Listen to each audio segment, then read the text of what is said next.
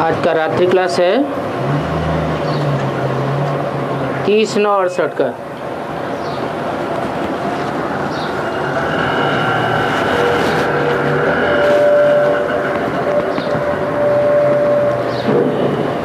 मेले मलाखड़े ऐसे ऐसे होते रहते हैं। जो साधु संत महात्मा जाते हैं तो उनकी कुछ आमदनी होती है।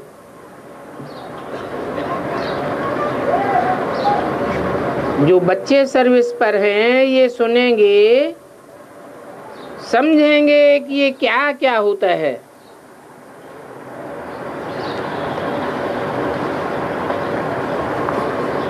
अखबारों में पढ़ते हैं कहाँ कहाँ महिमा होती है, क्योंकि उस तरफ है भक्ति और इस तरफ है ज्ञान। इस समय रावण का राज्य है।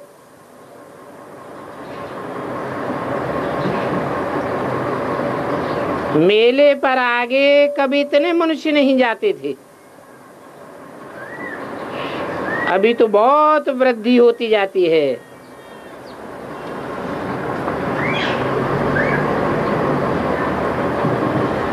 यहाँ भी बच्चे तो सभी आए हैं,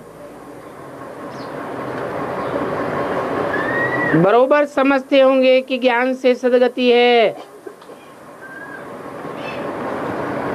परंतु ज्ञान देना बाप का काम है और सद्गति करना भी बाप का काम है।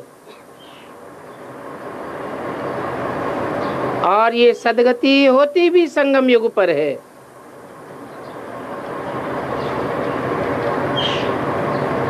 जब इन्हें लक्ष्मी नारायण का राज्य था तो सद्गति थी, सुखधाम था।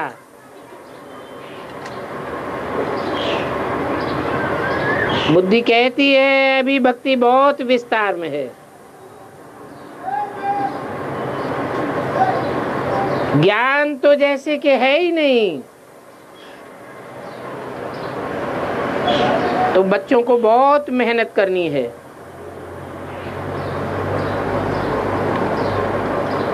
और इस मेहनत में है माया का युद्ध।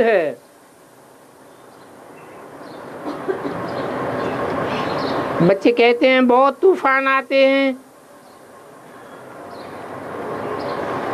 और सत्संगों में जावेंगे तो वहां कोई ऐसे बुरे संकल्प विकल्प नहीं आवेंगे।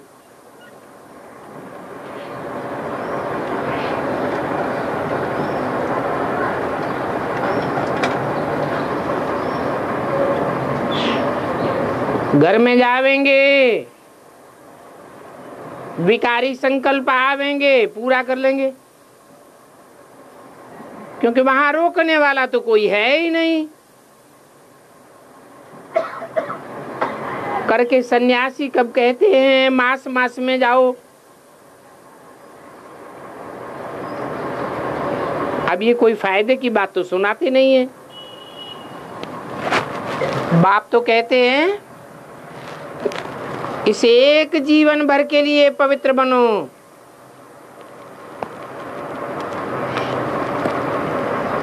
इस प्रतिज्ञा में बहुत कमाई है।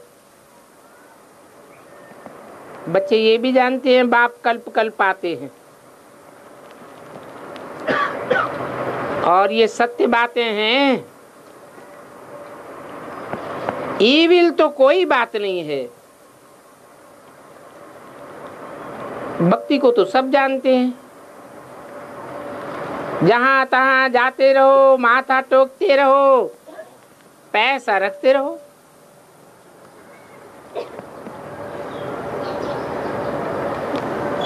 बनारस में एक शिव का मंदिर है और अभी देखो कितने मंदिर हैं देवताओं के चारों ओर। जबकि शिव बाबा एक है, फिर इतने चित्र क्यों रखे हैं? जरूर कोई गड़बड़ है।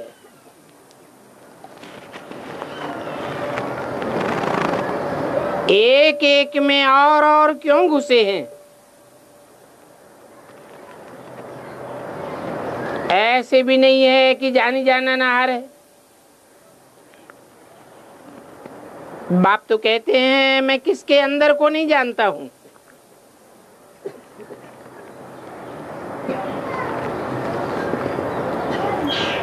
कितने करोड़ों एक्टर्स हैं, हर एक के अंदर को बैठ जानूं ये तो हो ही नहीं सकता।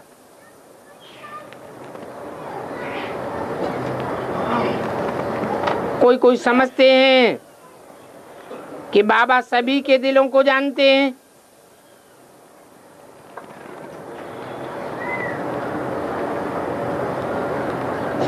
बाबा कहते हैं मैं ये तो जानता हूं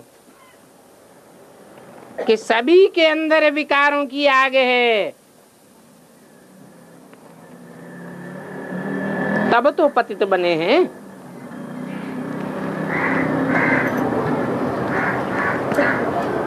अब बच्चे ये भी समझते हैं कि ड्रामा को 5000 वर्ष हुए हैं।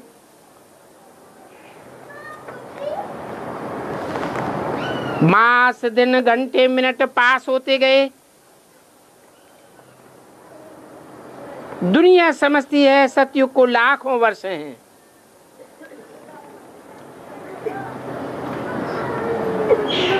और कलयुग अभी रेगड़ी पहन रहा है, बच्चा है। बाप समझाते हैं ये अज्ञान की नींद में सोए पड़े हैं। तो बाप आकर के जगाते हैं कि ज्ञान और अज्ञान का खेल बच्चों की बुद्धि में है, आगे थोड़ा ही मालूम था। बाप सावधान भी करते हैं,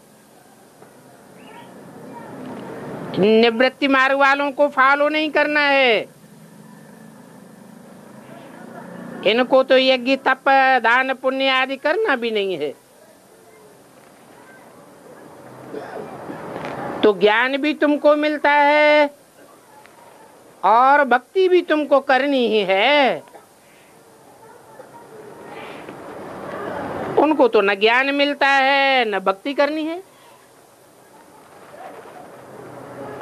वो तो कहते हैं हम परमात्मा में लीन हो जाएंगे।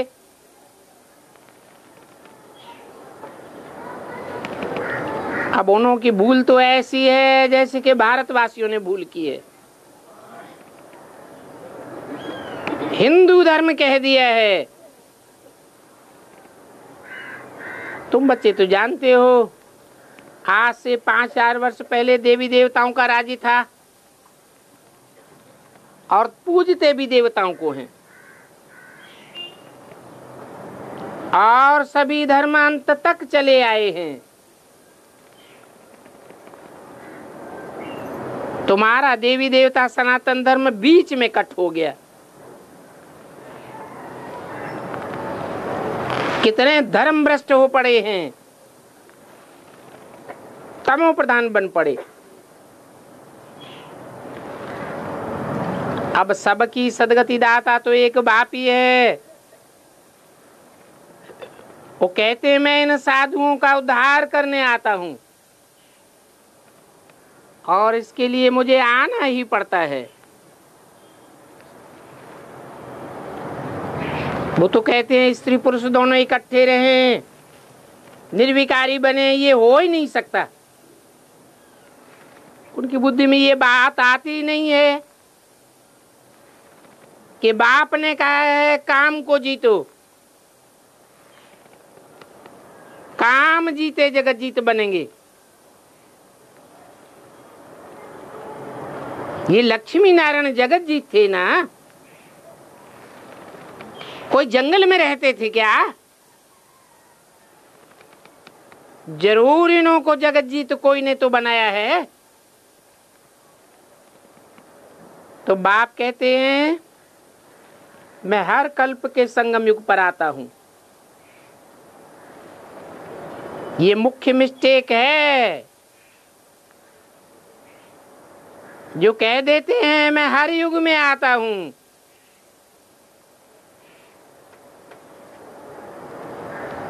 और कृष्ण के रूप में आता हूं।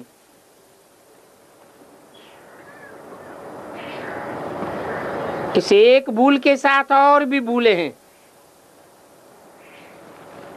अभी तुम तो समझते हो स्वर्ग पास्ट हो गया है। कितना समय पास हुआ, पहले ये नहीं समझते थे। तुम प्रदर्शनी करते हो, बहुत आते हैं, परंतु कोई समझते हैं, कोई नहीं समझते हैं। जो समझते हैं तो समझा जाए भैया ये हमारे कुल का है। कोई तो गुस्सा करते हैं तो तुम अंदर में समझो ये हमारे कुल का नहीं है। अंदर में तुम्हें गुस्सा नहीं आनी चाहिए, अंदर अंदर तुम मुस्कुराते रहो। वो गुस्सा करें तुम उन पर फूलों की बरसात करते रहो।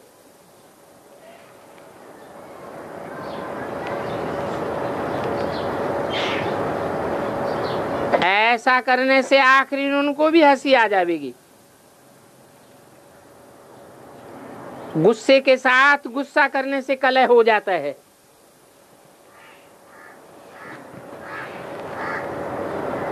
गुस्से के लिए कहा जाता है कि पानी के मटके भी सूख जाते हैं। जिस घर में कलह होता है तो ऐसे कहते हैं। तो तुम बच्चे सदैव मुस्कुराते रहो। ये तुम्हारी मुस्कुराहट आधा कल्प चलनी है। जितना हो सके हर्षित मुख बने रहो। बुद्धि में सदैव बना रहे हम तो बेहद के बाप के बच्चे हैं।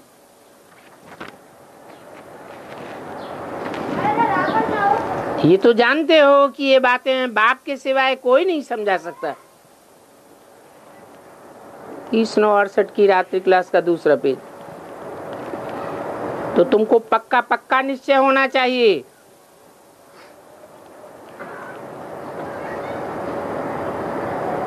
बल तुमने सभी का फोटो भी रखो।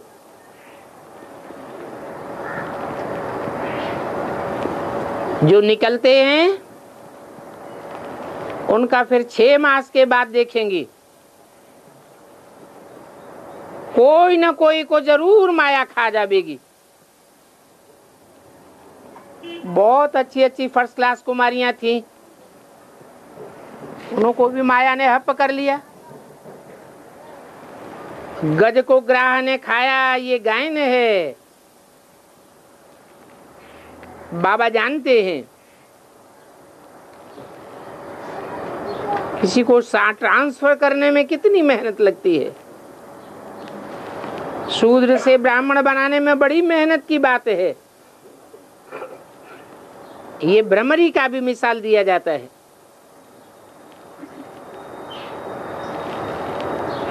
तुम तो स्त्री पुरुष दोनों को भू भू करके आप समान बनाए देते हो।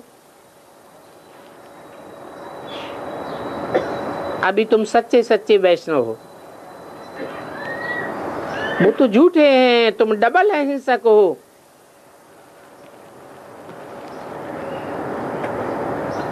बाप समझाते हैं ये काम ही महाशत्रु है। एक दो पर काम कटारी चलाते हैं,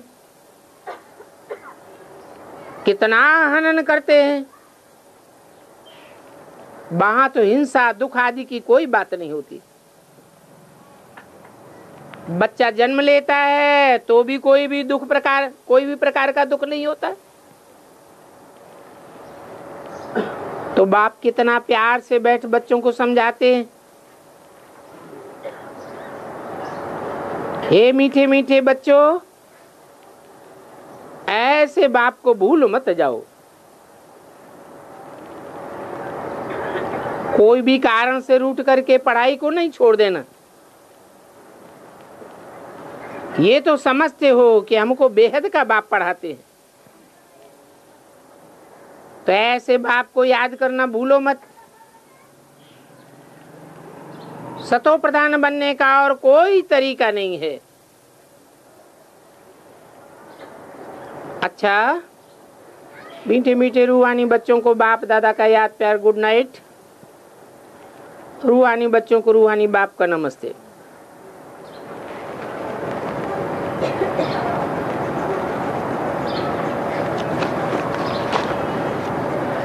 आज का प्रातः क्लास है 1-10-68। मीठे मीठे रूहानी बच्चे समझते हैं हम बेहद के बाप के सामने बैठे हैं। ये भी जानते हो बेहद का बाप इस रथ पर ही आते हैं।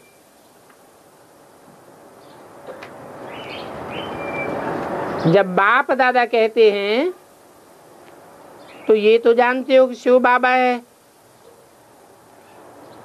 और वो इस रथ पर बैठा हुआ है। अपना परिचय दे रहे हैं। बच्चे जानते हैं ये हमारा बाबा है, तो बाबा मत देते हैं बच्चों को कि रूहानी बाप को याद करो तो तुम्हारे पाप भस्म हो जाएंगे। इसको योग अग्नि कहा जाता है। अभी तुम बाप को तो पहचानते हो। जब बच्चा बाप को पहचानता है तो ऐसे कब थोड़ी कहेंगे कि बाप का परिचय दूसरे को कैसे देवे। तो तुमको भी बेहद के बाप का परिचय है तो तुम ऐसे थोड़ी कहेंगे कि बाबा हम आपका परिचय दूसरों को कैसे देवे। परिचय है तो जरूर दूसरों को दे सकते हो। परिचय कैसे देवे ये तो प्रश्न ही नहीं उठ सकता। तुमने जैसे बाप को जाना है वैसे तुम दूसरों को बता सकते हो। कह सकते हो हम आत्माओं का बाप एक ही है। इसमें मुझने की दरकार नहीं रहती है। कोई कोई कहते हैं बाबा आपका परिचय देना बड़ा मुश्किल होता है। अरे बाप का परिचय देना इसमें तो मुश्किल की कोई बात ही नहीं।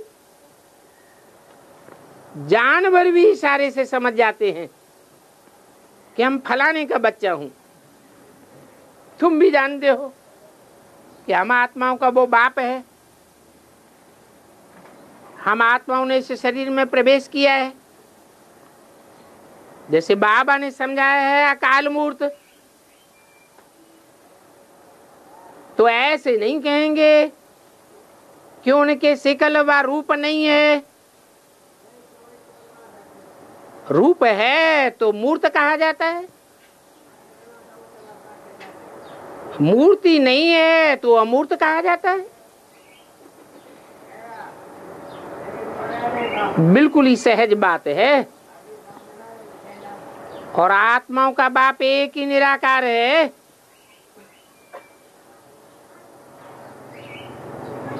और सभी आत्माएं तो भाई भाई हैं। हमको तो बाप से वर्षा मिलना है। ऐसा कोई बच्चा इस दुनिया में नहीं होगा जो बाप की रचना और रचयिता बाप को न जानता हो। बाप के पास क्या प्रॉपर्टी है सब जानते हैं। तुम जानते हो हम आत्माएं हैं, तो ये आत्माओं का और परमात्मा का मेला है। ये कल्याणकारी मिलन है।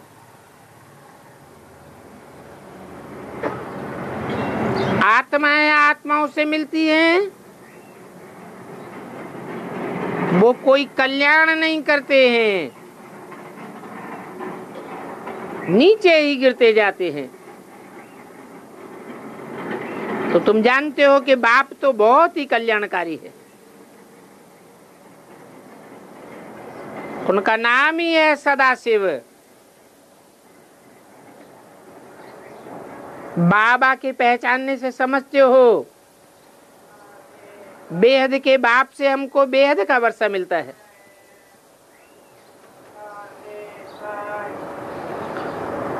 वो जो सन्यासी होते हैं उनके शिष्यों को गुरु के वर्षे का मालूम नहीं रहता है। गुरु के पास क्या मिल्कियत है ये भी कोई शिष्य मुश्किल से जानता होगा। तुम्हारी बुद्धि में तो है कि शिव बाबा है,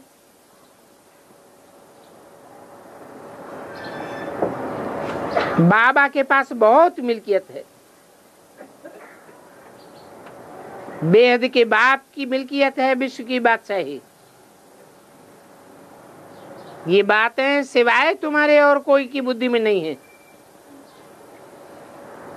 लौकिक बाप के पास क्या मिल्कियत है ये उनके बच्चे ही जानते हैं। अभी तुम तो कहेंगे कि हम तो जीते जी बाप के बने हैं,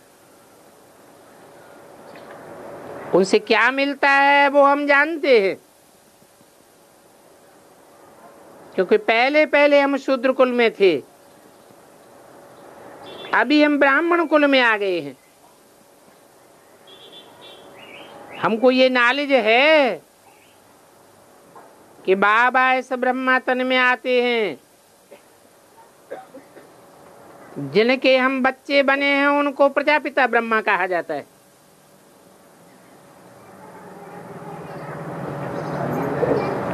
वो शिव तो है सभी आत्माओं का फादर।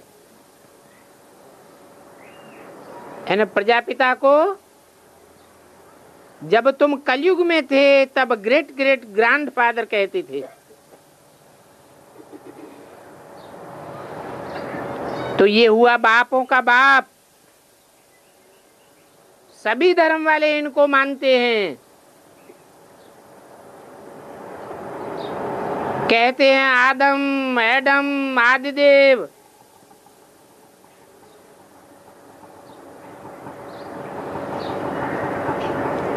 अभी तो तुम कहेंगे फादर है,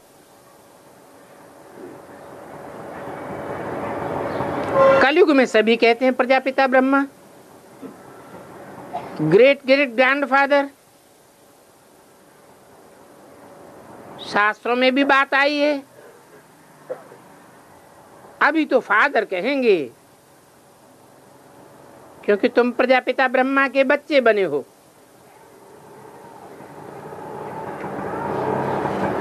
कल जिसको ग्रेट ग्रेट ग्रैंडफादर कहते थे आज तुम उनको फादर कहते हो। शिव बाबा के लिए कह देते हैं हाजरा हुजूर है, जानी जाननहार है। अब ये तो तुम जानते हो वो कैसे रचना के आदि मध्य अंत का नॉलेज देते हैं। वो तो सभी आत्माओं का बाप है। उनको नाम रूप से न्यारा बोलना ये झूठ बात है। उनका नाम भी है, रूप भी याद है। वो संसार में आते हैं जिसकी यादगार मनाते हैं महाशिवरात्रि।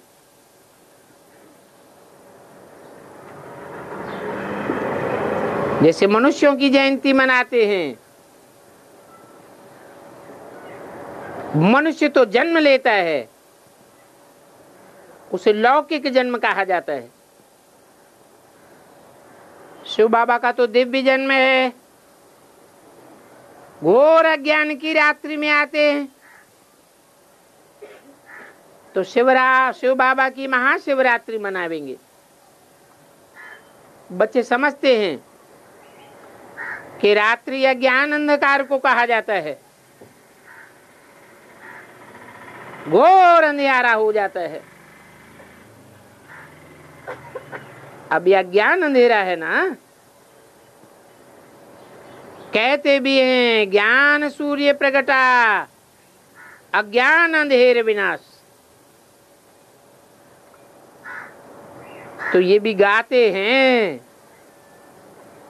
परंतु गायन किस समय का है ये अर्थ कुछ भी नहीं समझते। कि ज्ञान सूर्य कब प्रकटा था और ज्ञान सूर्य कौन है। बाप समझाते हैं कि ज्ञान सूर्य को ज्ञान सागर कहा जाता है। वो बेहद का बाप है, ज्ञान का सागर। वो सन्यासी गुरु गोसाई आज तो अपन को शास्त्रों की अथॉरिटी समझते हैं। वो तो सभी भक्ति है, वो बहुत वेद शास्त्र आदि पढ़ करके विद्वान बन जाते हैं। ये रूहानी बाप बच्चों को बैठ समझाते हैं कि तुम्हारा तो आत्मा परमात्मा का मेला है। तुम जानते हो कि बाप इस रथ में आया हुआ है, उनसे हम मिलन मेला मनाते हैं। ये है कल्याणकारी मेला। उन मेलों में तो जाने से मैले हो जाते हैं, जब हम घर जाते हैं तो वो भी मेला है। और यहाँ तो बाप खुद बैठ पढ़ाते हैं। वो हमारा फादर भी है, टीचर भी है। एक एक पॉइंट को अच्छी रीति समझाते हैं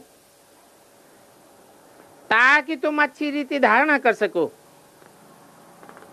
ये धारण करने की बातें हैं, बहुत बहुत बोलने की दरकार नहीं है। 1:10:68 की वाणी का दूसरा पेज। अभी बाप तो निराकार है, क्योंकि उनको अपना शरीर तो है नहीं, तो जरूर और शरीर लेना पड़े। तो कहते हैं कि मैं प्रकृति का आधार लेता हूं। प्रकृति अर्थात 5 तत्वों का पुतला। अगर आधार नहीं लेता हूं फिर मैं कैसे बोलूंगा। शरीर बिगड़ तो बोलना नहीं होता है। तो बाप इस तन में आते हैं। ये तन 5 तत्वों का पुतला है। इनका नाम रखा है ब्रह्मा।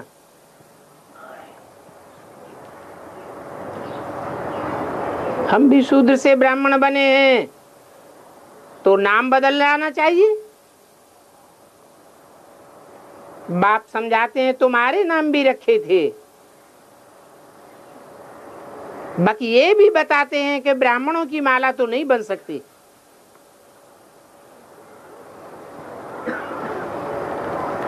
क्योंकि घड़ी घड़ी माला के दाने ऊपर नीचे होते रहते हैं।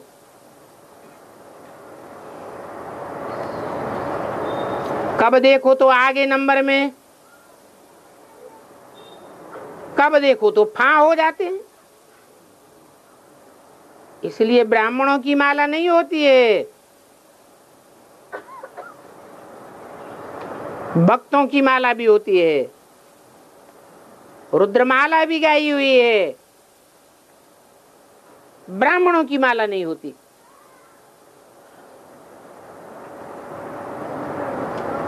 तुम कहेंगे सारी दुनिया की मनुष्य आत्माएं जैसे कि रुद्रमाला है,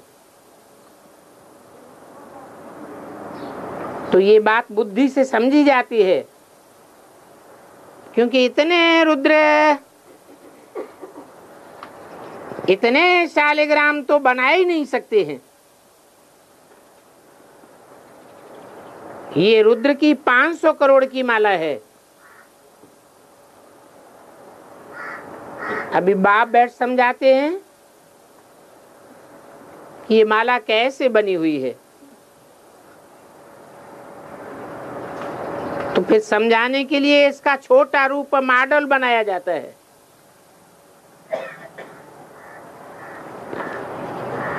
इसके ऊपर में है फूल, फूल को नमस्ते करते हैं। तो एक है रुद्रमाला और फिर दूसरी है रुंडमाला। रुद्रमाला उसमें मुख दिखाए जाते हैं, मुख काट दिया जाए तो रुंड रह जाता है।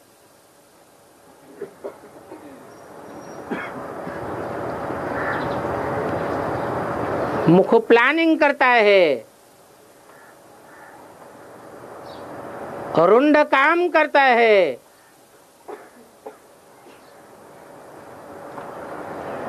मुख में ज्ञानेंद्रियों की बहुतायत है तो वो ज्ञानियों की माला है, प्लानिंग करने वालों की माला है।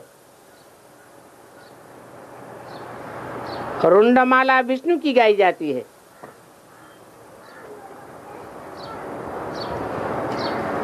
रुद्रमाला निराकारी है और वो है साकारी माला। कहते हैं रुंडमाला,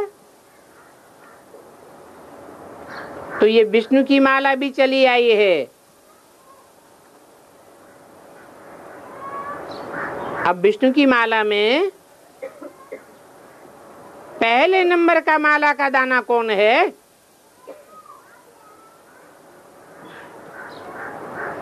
कहेंगे युगलमण का। इसलिए सूक्ष्म वतन में भी युगल दिखाया है। और विष्णु 4 भुजा वाला दिखाया है।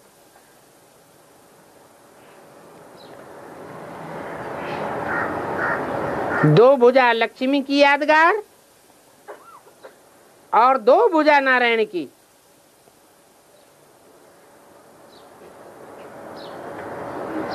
इससे साबित होता है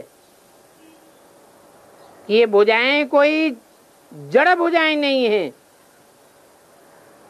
कोई चैतन्य आत्माओं की यादगार है।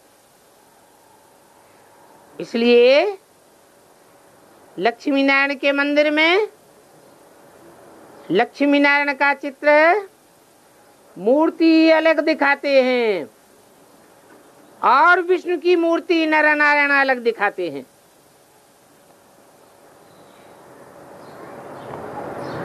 तो 2 भुजा लक्ष्मी की, 2 भुजा नारायण की।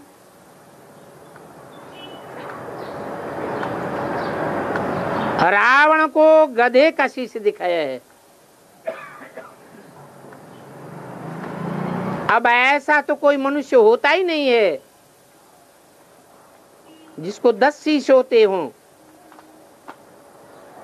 तो ये समझने की बात है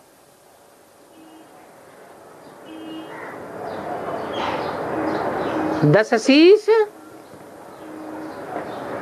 अर्थात 10 प्रकार की बातें करता है।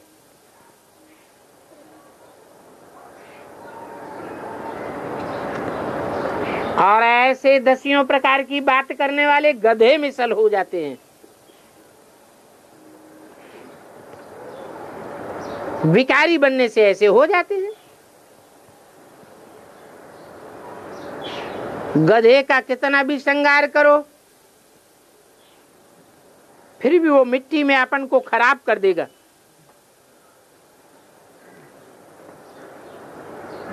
ये कहाँ की बातें बैठ समझाते हैं।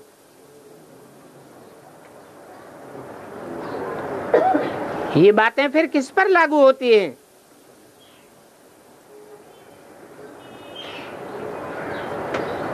हैं? बाप समझाते हैं मैं धोबी हूं,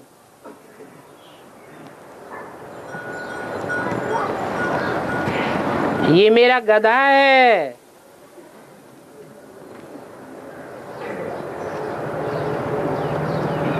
गधे पर वजन डाला जाता है। काहे का? कपड़ों का। योग बल से तुम आत्माओं को शुद्ध बनाने वाला तो मैं हूं। फिर गधा तो अपना श्रृंगार ही गंवा देता है। कैसे? देह अभिमानी की मिट्टी में लोटपोट हो जाता है, सारा श्रृंगार बिगाड़ देता है। बाप तो आते हैं सभी को शुद्ध बनाने।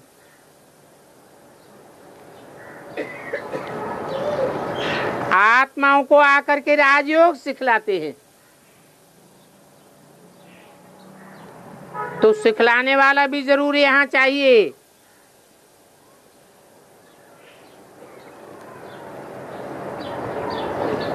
पुकारते भी हैं कि आकर के पावन बनाओ। पावन बनाने के लिए पुकारते हैं, ज्ञान सुनाने के लिए नहीं बुलाते।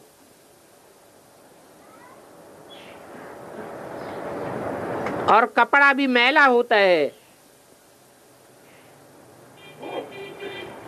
तो उनको ज्ञान जल से धो करके शुद्ध बनाया जाता है।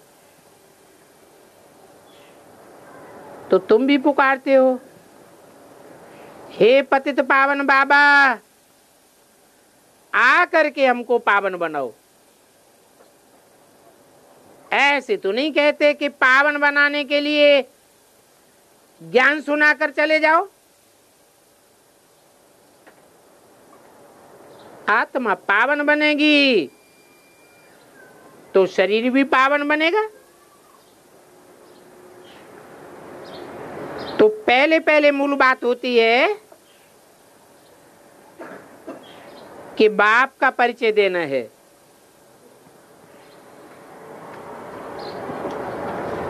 तो फिर बाप का परिचय कैसे देवें, ये तो प्रश्न पूछ ही नहीं सकते हो। तुमको बाप ने परिचय दिया है तो तुम आए हो, बाप के पास आते हो ना। कोई कहीं कहाँ है, बोलो इस रथ में। ये रथ है, अकाल तख्त है। काल कोई आत्मा को नहीं खाता है। किसे खाता है? शरीर को खाता है। सिखों में अकाल तख्त दिखाते हैं। उन्होंने तो काठ का बनाई दिया है।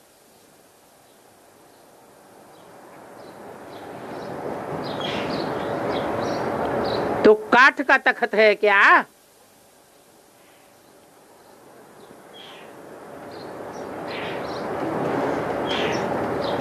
तुम आत्माएं भी अकाल मूर्त हो।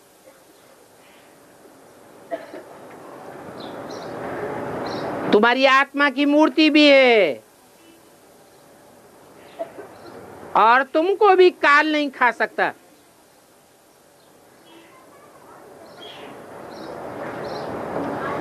तुम अपनी मर्जी से शरीर छोड़ते हो,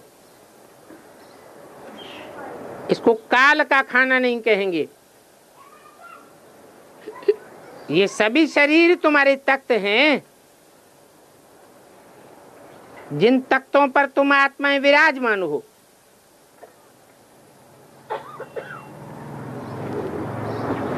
तो सिखों का वो अकाल तख्त तो जड़ हो गया।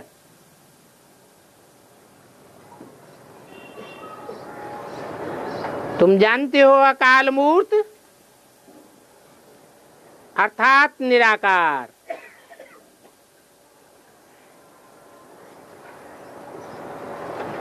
जिसका साकार रूप नहीं है। ये तो समझते हो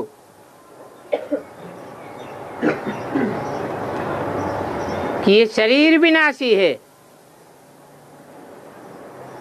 मैं आत्मा विनाशी हूं। आत्मा का तो कभी विनाश हो नहीं सकता। हाँ, आत्मा एक शरीर छोड़ दूसरा लेती है, तो तुम आत्मा का पार्ट अविनाशी नुदा हुआ है। आज से 5000 वर्ष पहले भी हमारा ऐसे ही पाठ शुरू हुआ था।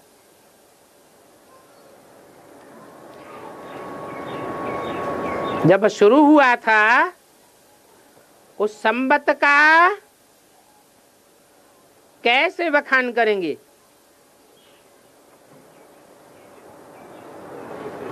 संबत एक एक एक,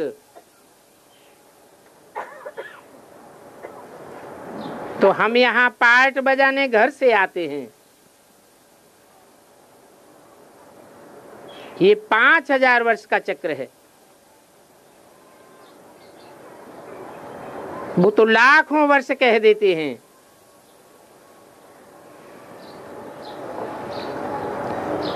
इसलिए थोड़े वर्षों का विचार ही नहीं करते हैं।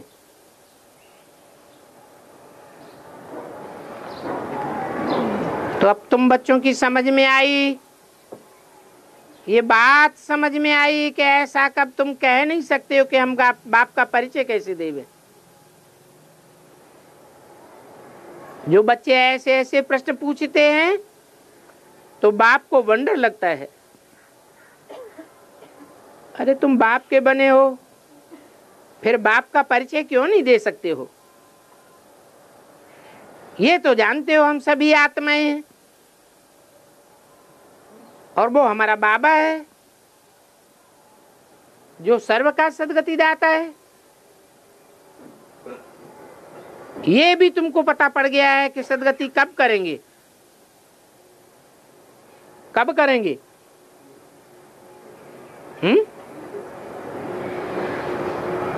जरूर संगम युग पर आकर सबकी सद्गति करेंगे।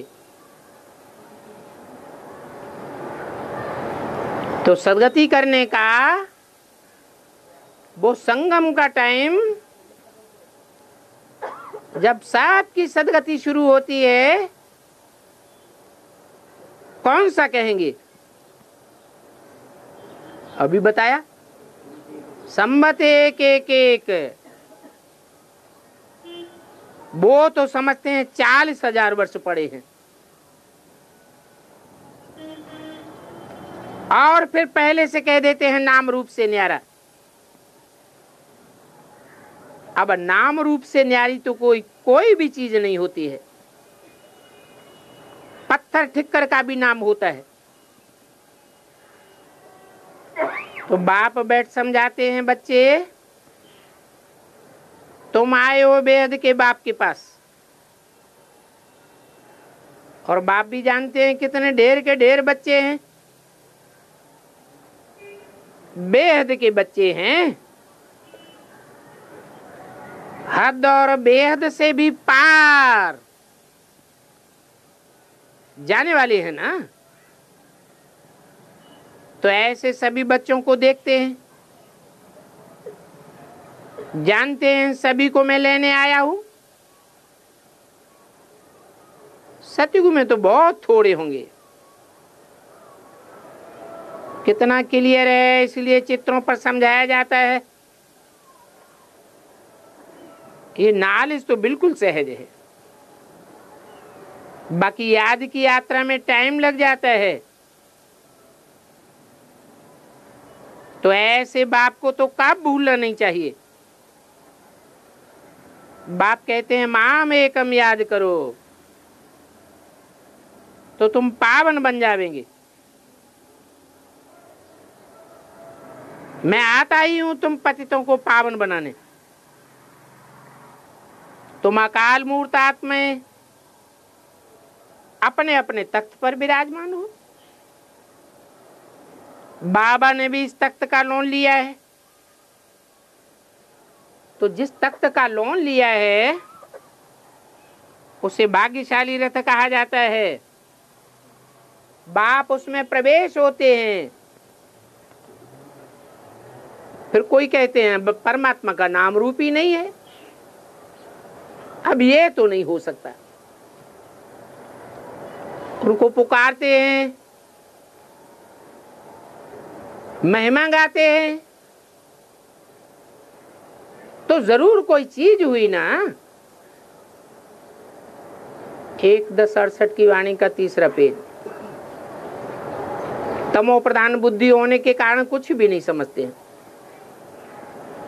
तुम बच्चे तो जानते हो हम आत्मा पहले सतो प्रधान थे, फिर आप तमो प्रधान बनी है। पुनर्जन्म लेते लेते नीचे चले आते हैं, और बाप तो पुनर्जन्म नहीं लेते, तो नीचे ऊपर होने का सवाल ही नहीं। बाप समझाते हैं, मीठे मीठे बच्चों, तुम कोई इतनी 84 लाख योनियां नहीं लेते हो, सिर्फ 84 जन्म हैं, और पुनर्जन्म भी सबका होगा। ऐसे थोड़े ही है कि ब्रह्म में जाकर के लीन हो जावेंगे या कोई मोक्ष को पावेंगे। ये तो बना बनाया ड्रामा है। एक भी जन्म कम जास्ती नहीं हो सकता। अनादि अविनाशी ड्रामा है। इस बड़े नाटक से फिर छोटे छोटे नाटक बनते हैं, वो तो सभी विनाशी हैं, और ये तो अविनाशी ड्रामा है। अभी तुम बच्चे बेहद में खड़े हो, तुम बच्चों को नॉलेज मिली है हमने कैसे 84 जन्म लिए, और बाप ने हमको बताया है। आगे तो तुमको किसी को पता नहीं था। ऋषि मुनि भी कहते थे हम नहीं जानते हैं। अभी बाप बताते हैं मैं संगम युग पर आता हूं, इस पुरानी दुनिया को चेंज करने के लिए आता हूं। ब्रह्मा द्वारा नई दुनिया की स्थापना।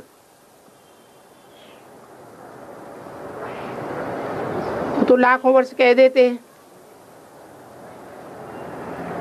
लाखों वर्ष में तो कोई बात याद भी नहीं आ सकती, और महाप्रलय भी कभी होती नहीं है। बाप राजयोग सिखलाते हैं, तुम राजा ही पा जाते हो, तो इसमें संशय की बात नहीं आनी चाहिए। इस दुनिया में अभी तुम्हारे लिए सबसे पहले नंबर में सबसे पहला प्यारा बाप है,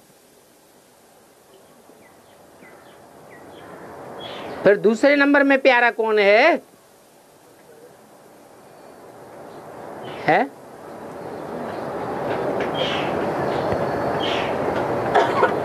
है?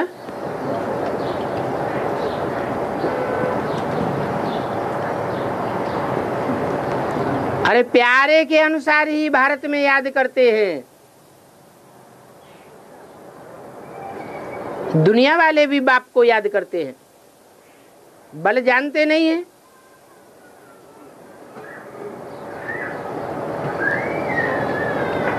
बाप आते हैं तो किसका परिचय देते हैं? है? रचयिता और रचना का परिचय देते हैं। तो नंबरवार प्यारा हो गए ना। कौन कौन? राम और कृष्ण।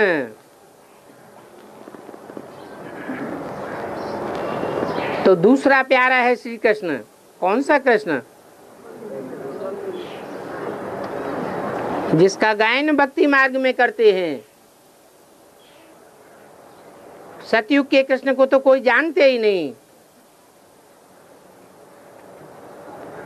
सन्यासी थोड़े ये बातें समझते हैं। वो तो समझते हैं कृष्ण कब आया? द्वापर में आया। अब वो सन्यासी तो आते ही बाद में, उनको क्या पता तुमने 84 जन्म लिए हैं। तुम जानते हो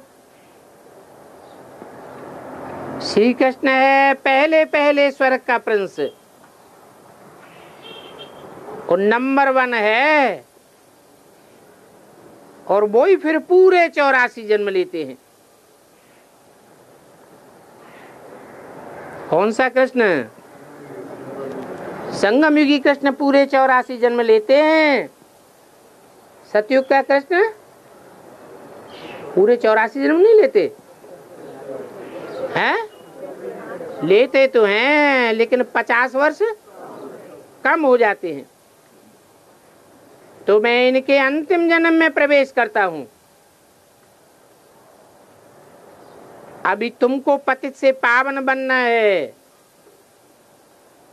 और ये जानते हो पतित पावन बाप ही है।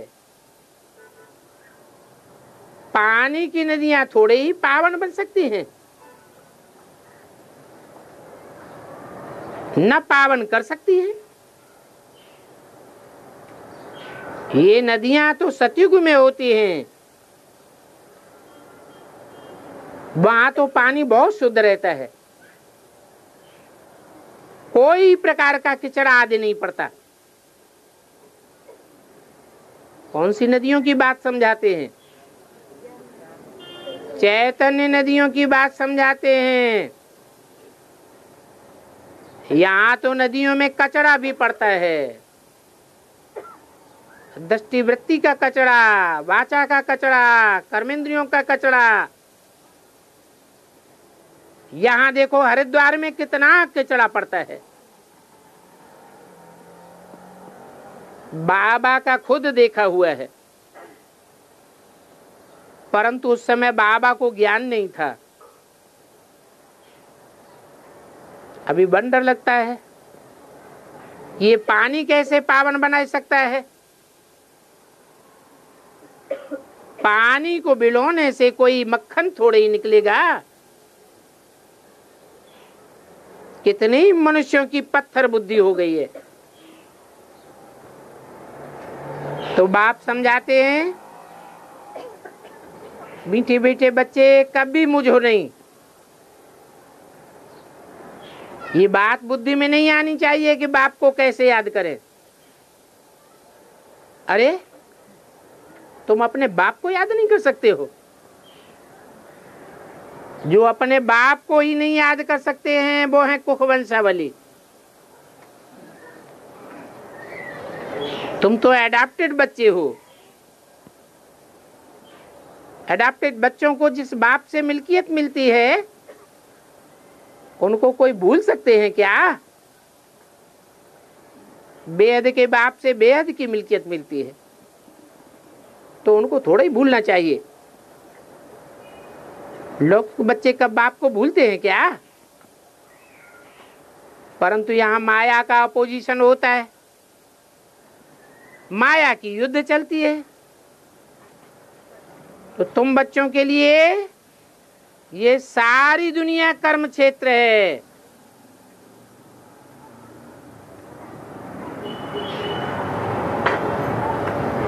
तो शास्त्रों में लिखा है ना, धर्म क्षेत्रे कुरुक्षेत्रे। तो बाप अभी आकर के कर्म कर्म विकर्म का राज समझाते हैं। आत्मा इस शरीर में प्रवेश करके कर्म करती है। यहाँ रावण राज्य में कर्म विकर्म बन जाते हैं, वहां तो रावण राज्य नहीं होता, तो कर्म अकर्म बन जाते हैं। वहां कोई विकर्म होता ही नहीं है। ये बहुत समझने की सहज बात है। यहाँ रावण राज्य में कर्म विकर्म होते हैं, इसलिए कर्मों का दंड भी भोगना पड़ता है। बाकी ऐसे थोड़े ही कहेंगे कि रावण अनादि है। नहीं, आधा कल्प है रावण राज्य और आधा कल्प है राम राज्य। जब तुम देवताएं थे तो तुम्हारे कर्म अकर्म थे। अभी तुमको ये नॉलेज मिलती है, तो अभी बच्चे बने हो तो पढ़ाई पढ़नी है, फिर और कोई धंधे आदि का ख्याल नहीं आना चाहिए। परंतु तुम गृहस्थ व्यवहार में रहते हो, ये धंधा आदि भी करने वाले हैं, तो बाप कहते हैं कमल फूल समान रहो। क्योंकि तुम ऐसे देवताएं बनने वाले हो। तो ये निशानी विष्णु को दे दी है कमल फूल की, क्योंकि तुमको ये निशानियां शोभेंगी नहीं। वही विष्णु के दो रूप लक्ष्मी नारायण बनने वाले हैं। ये है ही अहिंसक परमो देवी देवता धर्म। न कोई विकार की काम कटारी होती है और न कोई लड़ाई झगड़ा होता है। तुम डबल अहिंसक बन जाते हो। पहले तुम ही थे, अभी फिर तुम ही बनते हो। बाप ने 84 का चक्र समझाई दिया, और ये बातें और कोई शास्त्रों में तो हैं भी नहीं। भक्ति मार्ग में सिर्फ देवताओं के चित्र रह गए। कोई से पूछो तो कहेंगे ये देवताएं सतयुग के मालिक थे, इनसे ऊपर तो और कोई होता ही नहीं है। ये गोल्डन एज में थे, सारी दुनिया कंचन थी। आत्मा और काया दोनों कंचन बन जाती है। तो सतयुग को सोने समान कहा जाता है। ऐसी कंचन काया कौन बनाते हैं? तुम कहेंगे बाप अभी तो आयरन एज है, अभी तुम बच्चे जानते हो सतयुग पास्ट हो गया। पहले कल सतयुग था ना, उसमें तुम ही राज्य करते थे और तुमने ही ये राज्य गंवाया है। तुम तो झट कहेंगे पहले हमारा राज्य था। 1:10:68 की वाणी का 4था पेज। अभी तुम नॉलेजफुल बनते हो, परंतु सभी एक जैसे नॉलेजफुल नहीं बनेंगे। कोई कहे कि बाबा कृपा कर दो, हमारे ऊपर रहम करो, नहीं तो हम ट्रांसफर नहीं हो पाएंगे। अब बाबा कहते हैं नंबरवार ही तो होते हैं ना, एक जैसा तो कोई हो नहीं सकता।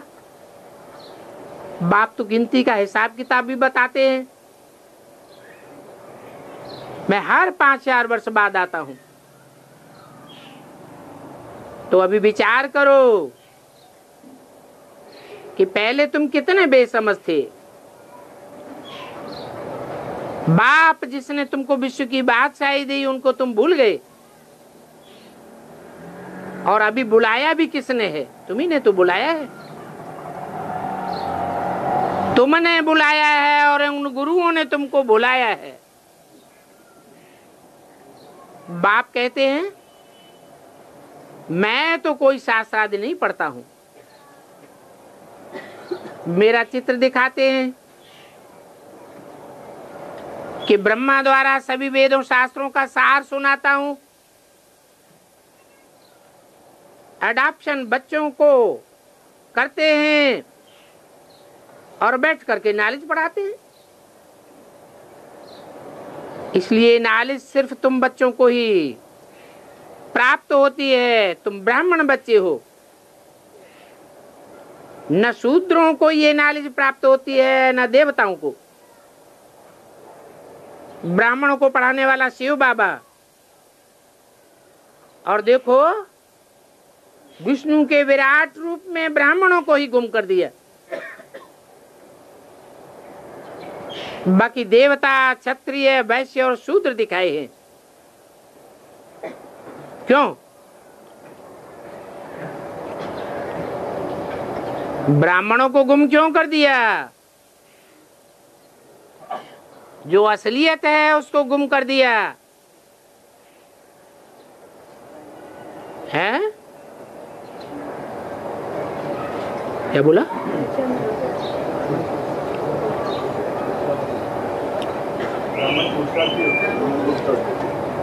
हाँ, जो ब्राह्मणत्व का जीवन है वो माया से युद्ध करने का जीवन है। माया ऊपर नीचे करती रहती है। स्थिर नहीं होने देती। इसलिए ब्राह्मणों का चित्र उड़ाई दिया है।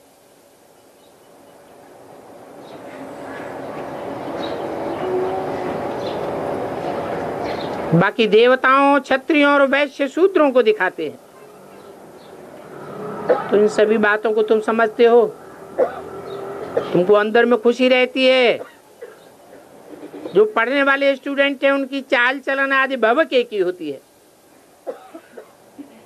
उन स्टूडेंट्स का तो देह का नशा होता है, तुम्हारा तो देह ही अभिमानी का नशा है, और ये शुद्ध नशा है।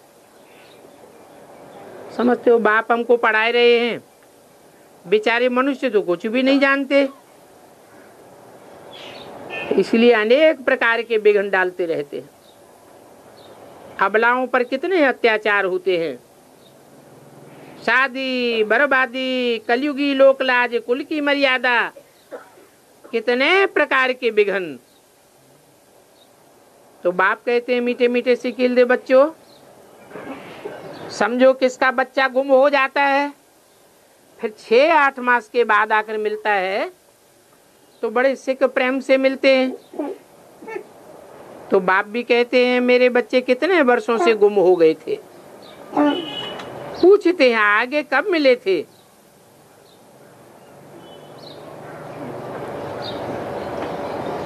कहेंगे 5000 वर्ष से बाप से गुम हुए। अभी फिर मैं तुमको पढ़ा रहा हूं। भारतवासियों को तो ये भी पता नहीं है कि अभी रावण राज्य है। तुम समझते हो हम बरोबर पराए रावण राज्य में थे। वो राज्य हमने श्रीमत पर स्थापन किया था, अभी फिर कर रहे हैं। जानते हो हमारा राज्य जब होगा तो बाकी ये सब राज्य गुम हो जाएंगे। जैसे बड़ का झाड़ होता है, उनकी शाखाएं बड़ी लंबी लंबी होती हैं, मोटर में बैठ करके उसका चक्कर लगाते हैं। तो ये मनुष्य सृष्टि रूपी झाड़ कितना बड़ा है, सतयुग में बहुत छोटा। देवी देवताओं का झाड़ कितना छोटा था, तो कितने धर्म आदि हो गए हैं। गाते भी हैं फकीराने साहब लगदा प्यारा। तो तुम अभी फकीर हो, सिवाय एक बाप के तुमको कोई प्यारा नहीं लगता। इस बात पर दृष्टांत भी देते हैं। माई ने कहा ये लाठी भी छोड़ो, नहीं तो इस लाठी की भी तुमको याद आती रहेगी। बाप भी समझाते हैं देश है, देह के सभी संबंध छोड़ दो। सभी चाहते तो यही है ना कि हम घर जावें। यहाँ तो इस दुनिया में अपार दुख हैं, विनाश के लिए कितनी तैयारियां हो रही हैं। बाप कहते हैं ये विनाश भी कल्प पहले मिसल होना है, और ये कल्प कल्प होता आया है। तो तुम्हारे लिए तो ये खुशी की बात है। कृष्ण के चित्र में भी दिखाया हुआ है विनाश के बाद विश्व में शांति होगी। तो अभी तुम श्रीमत पर विश्व में शांति स्थापन कर रहे हो, पर तुम शांति धाम चले जाएंगे, बाद में आकर नई दुनिया में राज्य करेंगे। ये तुमको बाप से वर्षा मिलता है। बाप आकर तुमको नॉलेज देते हैं। ये पढ़ाई है, इसमें आशीर्वाद की बात नहीं है। बेहद के बाप से बेहद का वर्षा मिलता है। और ये भी अभी तुम बच्चे जानते हो, फिर नहीं माने जानेंगे। बाहर स्वर्ग था और कोई धर्म नहीं था, अभी आत्माएं घोर अंधेरे में है। सबको बाप सोजरे में ले जाते हैं। गायन भी है, ज्ञान सूर्य प्रकटा, ज्ञान अंधेर विनाश। कल्प की आय कितने लाखों वर्ष कह देते हैं तो घोर अंधेरा हो जाता है, जागते ही नहीं है। बाप कहते हैं कि शास्त्र आदि सभी भक्ति मार्ग के हैं, ये भक्ति मार्ग दुर्गति का मार्ग है, और बाप ही आकर के भक्ति का फल देते हैं, मुक्ति जीवन मुक्ति में ले जाते हैं ना। सदगति कहा जाता है शांति धाम और सुख धाम को। तो बच्चों को बहुत नशा रहना चाहिए। हम ये शरीर छोड़ जाकर के भविष्य में ये बनेंगे, ऐसी खुशी में नाचना चाहिए। तुम्हारी ये गुप्त खुशी है, परंतु बच्चे एक जैसे स्वीट नहीं होते हैं, नंबरवार होते हैं। इसलिए बाबा कहते हैं नंबरवार, स्वीट, स्वीटेस्ट, स्वीटेस्ट। अभी तुम बच्चों को स्वीटेस्ट बनना है, इसको कहा जाता है स्कॉलरशिप। अच्छा, मीठे मीठे रूहानी बच्चों को रूहानी बाप दादा का याद प्यार गुड मॉर्निंग, रूहानी बच्चों को रूहानी बाप का नमस्ते।